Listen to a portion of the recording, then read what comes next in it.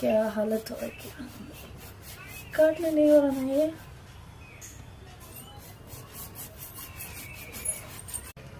Hi guys, பாருங்கள், ஒரு வாரம் ஆயிடுச்சு இது வாங்கிட்டு வந்து வச்சு.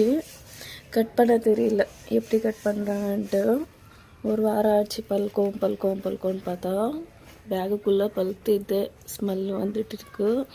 ஆனால் ஸ்மெல் நல்லா வருது. ஆனால் பழம் எவ்வளோ இருக்குது, கெட்டு எவ்வளோ போயிருக்குன்னு தெரியல. வாங்க பார்க்கலாம் கைஸ். பாருங்கள், கஷ்டப்பட்டு நான் கட் பண்ணியிருக்கேன். ரொம்ப கஷ்டம் ஆயிடுச்சு. எல்லாம் கெட்டு போயிருக்குன்னு நினச்சேன் நான். இருந்தாலும் எதுவுமே கெட்டு போகல நான் இப்போ நினைக்கிறேன். கட் பண்ண பிறகு பார்க்கலாம். ஸ்வீட்டாக தான் இருக்குது. பாருங்க கைஸ், எவ்வளோ கஷ்டப்பட்டு கட் பண்ணின்னு இருக்கேன் நான். இதுதான் என்னோட லைஃப்பில் ஃபர்ஸ்ட் டைம் நான் கட் பண்ணுறேன். இன்னி வரைக்கும் நான் இது கட் பண்ணல. சின்ன வயசில் உரிச்சிருக்கோம் இது. எங்கள் தாத்தா வந்து பலாப்பழம் வியாபாரி தான், கடையில் போடுவார். அவர் கட் பண்ணுவார்.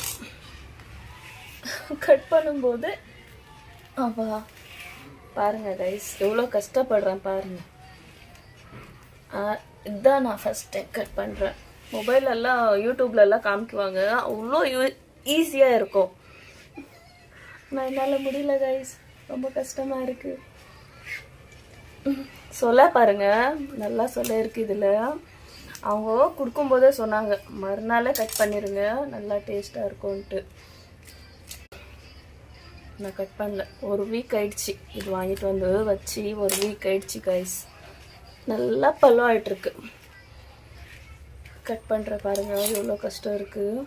கட் கரும் ஒரு வழியாக கொஞ்சம் கட் பண்ணியிருக்கேன், முயற்சி எடுத்து. கொஞ்சம் அழுகி போயிருக்குன்னு நினைக்கிறேன். பாருங்க கைஸ், இதெல்லாம் கற்றுக்கணும் எப்படி கட் பண்ணுறோம். வெறும் சாப்பிட்றதுக்கு மட்டும் ஆகுது என் வீட்டுக்காருக்கு. ஆனால் கட் பண்ண பாருங்க கைஸ், என் வீட்டுக்கார் களத்தில் இறங்கிட்டாரு. நானும் உரிச்சேன். இங்கே பாருங்கள், ஃபுல்லாக உரிச்சேன். ஒன்றொன்னா எடுத்து போட்டு நின்றேன். பார்த்து அவருக்கே கிரேஸ் ஆயிடுச்சு. நானே பண்ணுறேன், நீ ஏஞ்சிருமான்ட்டு சொல்லி உக்காந்துட்டார். பாருங்கள் கைஸ், நான் இவ்வளோ சொல்ல உரிச்சிருக்கேன். உங்கள் வீட்டில் யார் யாருக்கு இந்த மாதிரி வேலை செஞ்சு கிரேஸி ஆகி உங்களுக்கு ஹெல்ப் பண்ணியிருக்காங்கன்னு சொல்லுங்கள் எனக்கு.